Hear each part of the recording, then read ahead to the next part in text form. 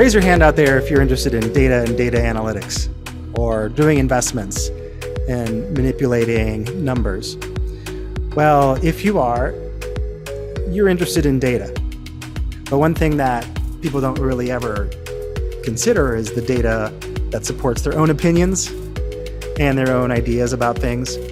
So just take a moment the next time you have a stressful thought about your job hunt and ask yourself, do I have data that supports that opinion? I'll give you a real simple example. That person wouldn't want to talk to me. Or I reached out once to that person and they never responded, so they must not want to talk to me. How many data points is that? Well, each of those examples is one data point. Okay? How often does one data point reflect a population? You guys out there, you gals out there who do statistics, right? The difference between a sample and a population. You guys know that distinction. So it's so interesting in the job hunt where we come across these opinions about how difficult it is to do this or that. Our opinion that our resume isn't good enough, or our opinion that we don't have enough experience. Where do those thoughts come from? That is a question, and then what to do about them is another question. What to do about them? Go get some data. Go ask yourself, do I have the data to actually believe that no one would go talk to me or that no one would want to interview me? So all of those thoughts about stress and the negative emotions, those ideas that come up, ask yourself, is that true? Is it true? I mean this. Is it true? What's the data there to support my belief that such and such is the case? Where such and such is this thing that is a negative thing for you or critical of you and your ability. Everybody starts without experience, without a network, or a strong resume. We all do. So when those negative thoughts come up, realize that they may not be supported by data. So ask yourself, is it true? Yes or no? Is it really true that I can't get a job? Well, you know you're going to get a job at some point, right? That's the nature of life. So it's not true that you're never going to get a job. You have to. So ask yourself, is it true? And then also realize when those thoughts come up, again, we're talking about, if you're just joining, we're talking about negative emotion management, stress management. Ask yourself this question. Why am I having these thoughts? And there's not a whole lot of value in discussing why, because it comes from all myriad number of reasons. But the main reason is that those thoughts like that are actually there to protect you. It's your ego, or whatever that thing is that wants to help you live and survive in the world. It's there to protect you. So those thoughts about, hey, if I do this, it might not work out. What that's just seeking to do is protect you from that potential rejection. So it's actually a protective function that's kicking into gear when you do have negative thoughts.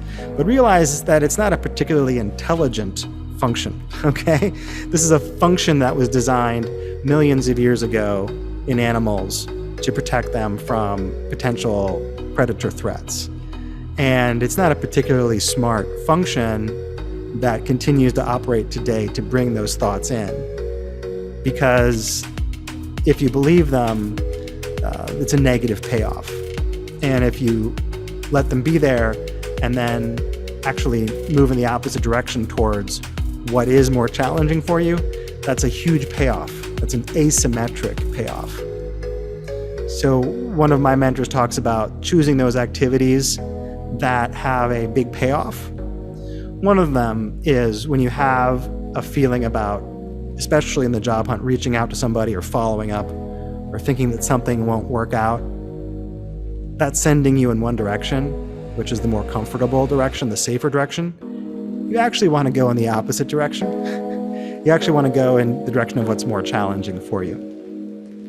So as we think about how to manage negative emotions and stress in the job hunt, recognize that those emotions are actually there to protect you. It's a part of yourself that's looking to protect you. And from that sense, it's potentially a good thing, right? But it's not a particularly intelligent function. And rather than trying to examine why exactly we have those thoughts, just to acknowledge that they exist. And then to question, do I have the data to support these thoughts? You know, if you haven't gone out and had 20 networking calls with decision makers, executives in your dream firms, you can't conclude anything about what those calls will be like. You can't. And if you assume, okay, for the geeks out there who like normal distributions, I kind of Googled a little bit of this. If you assume that there's a standard distribution of networking outcomes, then you need something like a minimum of 30 data points to actually establish from a sample size what the population is of that normal distribution. Hello, any geeks out there? So again, we're assuming the distribution is not skewed. Just keep this in mind. Negative thoughts, let them be there, ask them if they're true or not, and then ask yourself if you have any data. And then finally, here's something that might help you. Who would you be without that thought, I can't do this? Who would you be without that thought, I don't have this? What kind of job hunter or networker would you be? You might be surprised with what you find out. Reach out to me on LinkedIn, say hi to me over on all the socials. I would love to be a part of your job hunt. And let's just keep this conversation going, because there's so much that is the mental aspect of this game. When you think about it, any skill that you would actually be expected to know by a company, they will teach you most of that. If you come in with there's some firms, some things where you want to know the basics today, like if you want to be a banker, coming in with some modeling skills is probably a must at this point. But most of the work you'll do will be taught. Same with analytics, data science, everything. You're going to be taught most of what you need to know. What the employers are trying to do is trying to assess, are you teachable? Are you teachable? Are you hungry enough? What's your communication skill like? Are you a net plus to this firm when we add you in? All of that's a mental game. And a lot of that is you looking at some of these negative thoughts that come up in your job hunt and letting them go. So reach out to me if you're having any struggle with your job hunt, especially the mental aspect. It's a huge part, and we need to be there and address that part, because that's what makes us human.